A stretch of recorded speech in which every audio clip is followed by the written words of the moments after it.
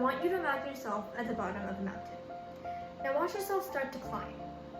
This mountain is hundreds of feet tall with rocky terrain, blasting winds, and frost and ice scattered around your feet. But you don't have a choice. You have to climb. You're about halfway there when you feel something hit your shoulder.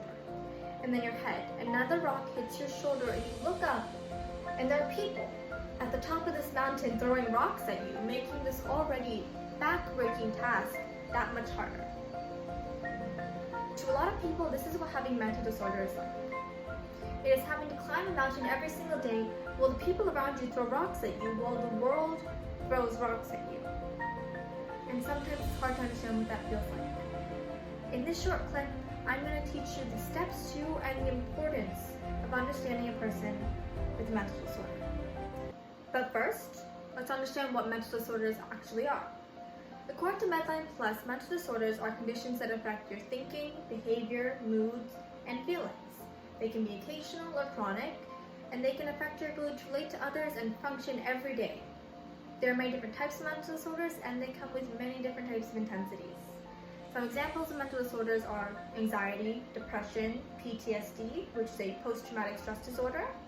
There are also eating disorders, such as bulimia or anorexia, and personality disorders, such as schizophrenia.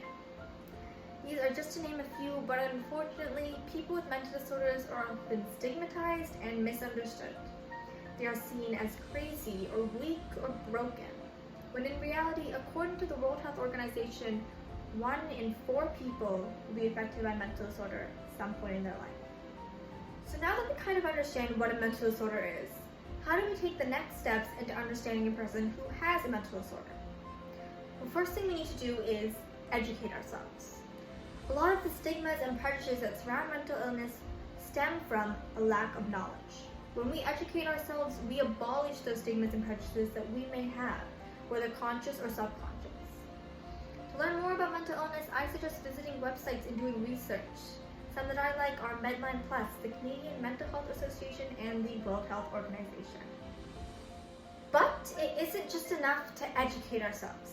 Step 2 is to talk about it. Though it may be difficult, having an open and judgeless conversation about mental disorders can be a game changer. It can show to the people around you that you are an ally when it comes to struggles with mental illness. And it shows that you are a safe and welcoming person to someone who is struggling with mental illness. That they will not be ridiculed when they come to you, because you are a person who is on the path to understanding. Finally, the last step is to see the person and not the illness.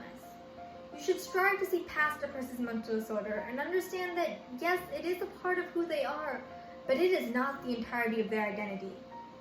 Try to understand who the person is instead of categorizing them as your mind as just a person with mental disorder, because that just furthers the stigma.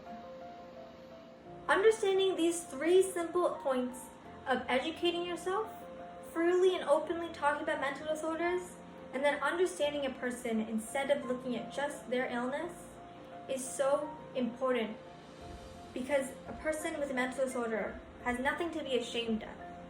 And a mental disorder is not a small issue. According to the World Health Organization, 450 million people suffer from mental illness. 8,000 of them commit suicide each year. A person with a mental disorder is going through a battle each day where getting out of bed can feel like climbing a mountain. They are struggling and they are at risk because a mental disorder and mental illness are not ignorable issues. Which is why it is so important to take the time to understand a person who has a mental disorder.